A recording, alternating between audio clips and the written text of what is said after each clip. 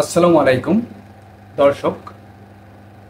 বাংলাদেশে আসছে চীন সরকারের বাণিজ্য মন্ত্রী সহ চীনের 250 জন বিনিয়োগকারী।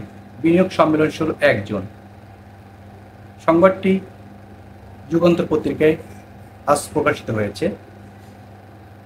আপনারা জানেন, ইতিপূর্বে 7 থেকে 10 এপ্রিল বাংলাদেশে অনুষ্ঠিত হয় আন্তর্জাতিক বিনিয়োগ সম্মেলন। যে সম্মেলনে 50টি দেশের 415 জন বিদেশি বিনিয়োগকারী অংশ নেন এবং সেই সম্মেলনে প্রায় 3100 কোটি টাকার প্রাথমিক বিনিয়োগ প্রস্তাব গৃহীত হয়। এখন চীন থেকে 250 জন বিনিয়োগকারী বাংলাদেশে আসছেন। এত বেশি বিনিয়োগকারী কোনো দেশ থেকে একসাথে বাংলাদেশে এর আগে কখনো আসেননি। এর কৃতিত্ব বিডিআর প্রধান আশিক চৌধুরীর। ইতিপূর্বেই তার যোগ্যতা তিনি প্রমাণ করেছেন। পূর্বের সম্মেলনেও তার পারফরমেন্স বাংলাদেশের মানুষ লক্ষ্য করেছে। সংবাদটি আমি আপনাদেরকে পরে শোনাচ্ছি। সোমবার বিডিআর প্রধান আশিক চৌধুরী ফেসবুক এক পোস্টে বহুল প্রত্যাশিত বাংলাদেশ চীন বিনিয়োগ সম্মেলনের চূড়ান্ত দিনক্ষণ জানিয়েছেন।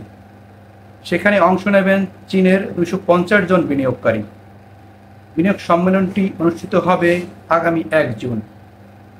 ফেসবুকে দেয়া পোস্টটি আশিক চৌধুরী আরও জানান, বাংলাদেশ ও চীন সরকারের যৌথ উদ্যোগে আগামী 1 জুন 2025 তারিখে দিনব্যাপী চীন এবং বাংলাদেশ বিনিয়োগ ও বাণিজ্য বিষয়ক সম্মেলন অনুষ্ঠিত হতে যাচ্ছে। সম্মেলনে প্রায় 100টি চাইনিজ প্রতিষ্ঠানের 250 জন বিনিয়োগকারী ও ব্যবসায়ী অংশগ্রহণ করবেন, যার মধ্যে ফরচুন 500 এর অন্তর্ভুক্ত 6 থেকে 7টি প্রতিষ্ঠানের শীর্ষ কর্মকর্তারা রয়েছেন। এছাড়াও 4টি চেম্বার অব কমার্সের শীর্ষ প্রতিনিধি উপস্থিত থাকবেন। চীন সরকারের বাণিজ্য মন্ত্রী ওয়াং ওয়েনতাও নেতৃত্বে এই বিনিয়োগকারীরা আসছেন বলে জানিয়েছেন বিডিআর প্রধান।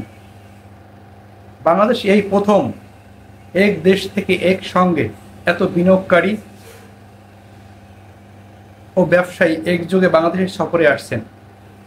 চীন সরকারের বাণিজ্য মন্ত্রী ওয়াং ওয়েনতাও হচ্ছেন এই ডেলিগেশনের লিডার। এই অন্তর্বর্তী সরকার ক্ষমতা নেওয়ার পর থেকে বাংলাদেশের অর্থনৈতিক অবস্থা দিন দিন উন্নতি হচ্ছে। বিগত সময় বাংলাদেশের অর্থনীতি একদম জিরোর কোঠায় দাঁড়িয়েছিল। সেখান থেকে উত্তরণের পথে বাংলাদেশে যত বিনিয়োগ হবে, বাংলাদেশের কর্মসংস্থান তত বাড়বে।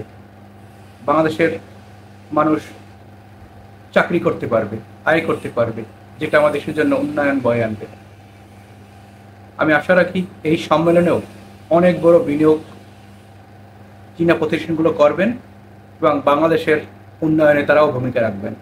প্রিয় দর্শক, ধন্যবাদ।